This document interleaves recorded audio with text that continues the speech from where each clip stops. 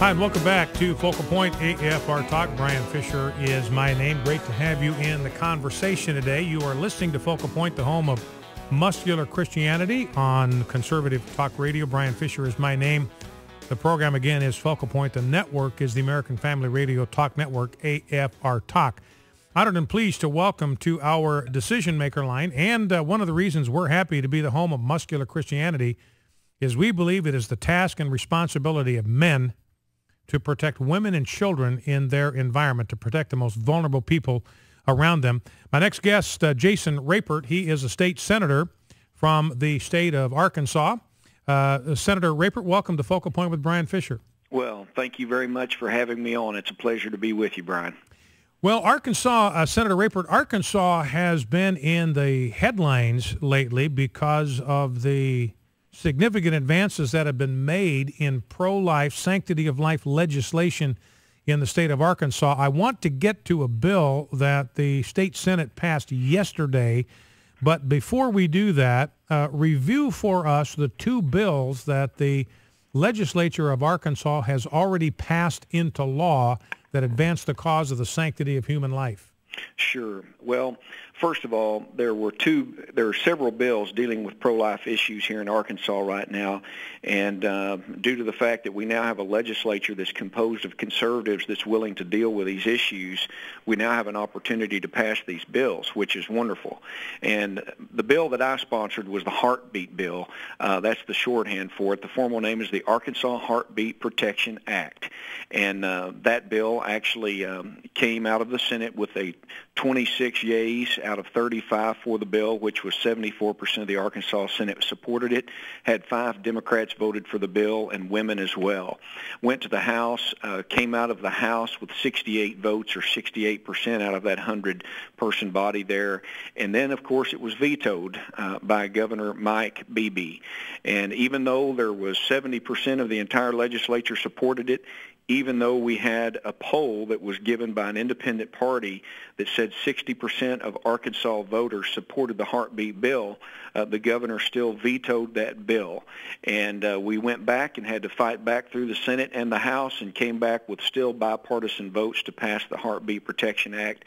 And that particular bill says that at 12 weeks or after, you're prohibited to have an abortion in the state of Arkansas except for rape, incest, to save the life of the mother, to prevent irreparable harm to the mother's health, which is a greater standard, and then also gives an exception for highly lethal fetal disorders, otherwise known as fatal anomalies.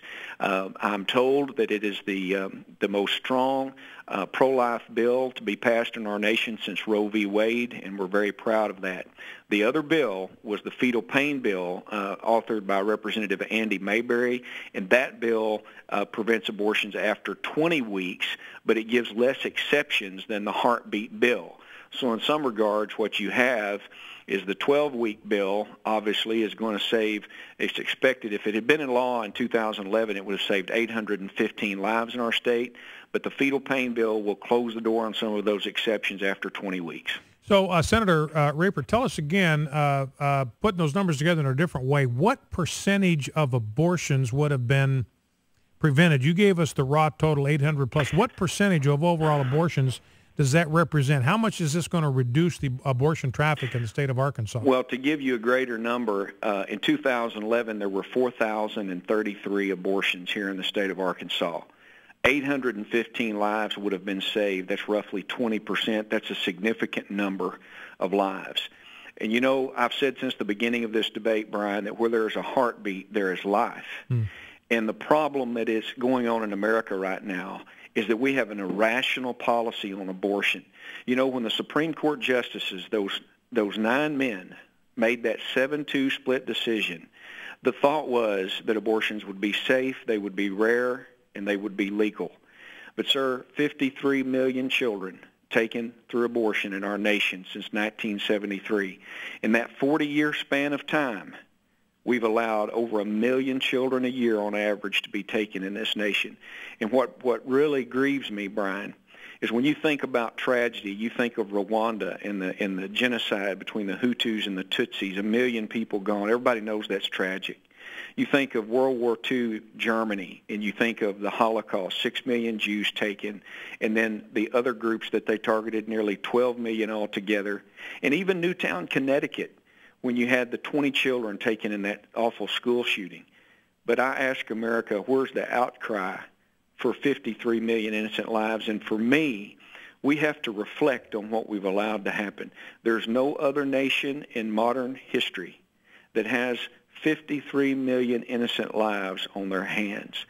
And I'm asking America, why cannot we protect the rights of women but also protect the rights of the children? They're not mutually exclusive. And I believe America is better than this, and the 12-week standard is a good balance that we've been able to strike. And I'm proud of my legislature and the support we've had in the state to do it. I received a call from a reporter for the New York Times earlier this week, and he was asking me for just kind of my assessment of progress on the fetal heartbeat bill, what other states were working on that legislation and so forth. You know, one of the things I said to him is, look, it's just exactly what you're saying, Jason. Look, if you've got a heartbeat, you have life, and we just don't kill innocent human beings with a heartbeat. Every abortion stops a beating heart. And I said to this reporter, look, this is America. We just do not do this kind of thing in America. And I was looking this week we're just reviewing what happens if you tamper with the egg of a bald eagle. Mm-hmm. And you can go to jail for 6 months, and they've jacked the fine up. It used to be $10,000. I think you can pay as much as $100,000 fine now if you tamper with an unborn bald eagle, but you can get rich destroying the lives of unborn American babies. You know, I had an email the other morning, Brian. A gentleman was getting in touch with me on an animal abuse bill, which, by the way, at my house we've got lots of rescue dogs and cats. We love to take care of those animals. But he said I believe Gandhi said that you can judge a society by the way it treats animals. And I responded to him, and I said, sir, it strikes me that Gandhi must never have foresaw an American abortion industry culture that literally treats animals better than we do our own human offspring. You know, when I was back in the state of Idaho working on pro-family legislation, one of the problems that we had in getting good abortion statistics there, Jason, was that if a baby is aborted, they actually dismember it in the womb, and then the personnel would have to reassemble the parts of the baby on the table to make sure they'd gotten everything, to identify the gestational age of the baby that had been aborted. And it was just so gruesome that the folks in the state medical lab just didn't want to have to do it. Well, Brian, and that's where I'm asking the country to stop and please reflect upon what we're doing here, because I think history will reflect on this generation very poorly if we don't stand up, because it's literally barbaric the way that this is done. And even Supreme Court cases have discussed, when you think of saline abortions, where they put saline solution into the womb, it literally burns the skin of the baby, and that baby ingests that solution into its lungs, and it's a very painful, slow death. It's very sad. And I would like to say, I know we're probably getting close to the end of the segment, I'm asking this Supreme Court to reflect on where we're at. They have the unique opportunity to correct the wrong of the 1973 Supreme Court, just like the wrong of the 1857 Supreme Court in the Dred Scott case. Interesting similarities. 2 times that I'm aware of in this nation that the Supreme Court has dehumanized a class of people. Dred Scott, the court said that black-skinned people are not persons.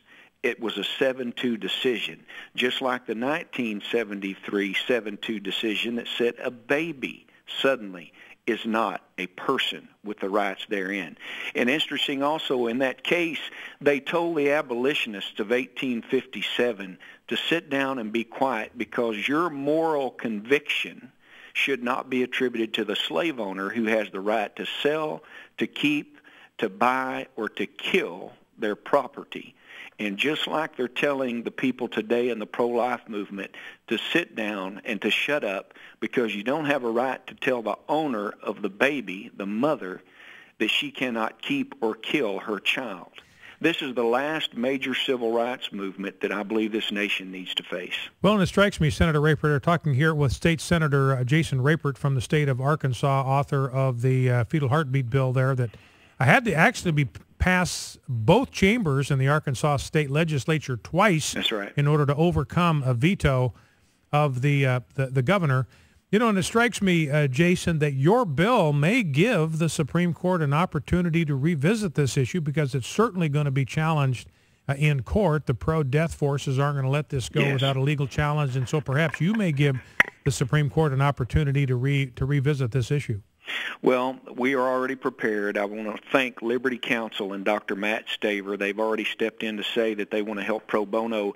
And very interesting, you're the first person to get this information.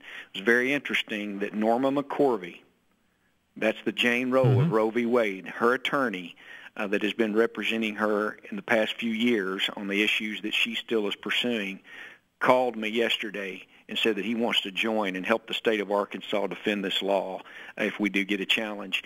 And so we see people, I'm getting interest from Hawaii, North Dakota, from Virginia, from Kentucky, all over the country. And what I want to ask is if those that are listening, if you know a state legislator, get the copy of the heartbeat bill off of the Arkansas Legislative website.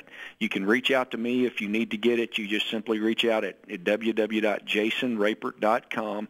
Tell me you want a copy of the bill. We'll send you a copy of the bill, and we want you to file this bill. You've got precedent that a state has vetted this bill and passed the bill.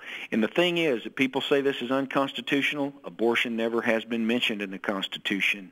And what happened in precedent is 1973, the court broke precedent when they did not recognize life. Well, you know, and Jason, you're right that the Constitution is silent on abortion. There cannot possibly be a constitutional right to abortion because it's not in there. We have a right to religious expression. We have a right to freedom of speech, freedom of association, Second Amendment rights, right to trial by jury. All of those rights are spelled out in the Constitution. Nowhere, anywhere in the Constitution is there a right to an abortion. And the Declaration of Independence says the very first of the unalienable rights that we have been given by the Creator is the right to life. So I believe you're on the side not only of God, but also of the founders and the best of America. Senator Jason Rapert from the state of Arkansas. Thank you so much, Jason, for taking time to be with us, and God bless you. Thanks for having me. Thank you. Bye-bye. State Senator Jason Rapert from the state of Arkansas doing great work on the sanctity of life issue. Focal Point AFR Talk, back with Tim Comer when we come back.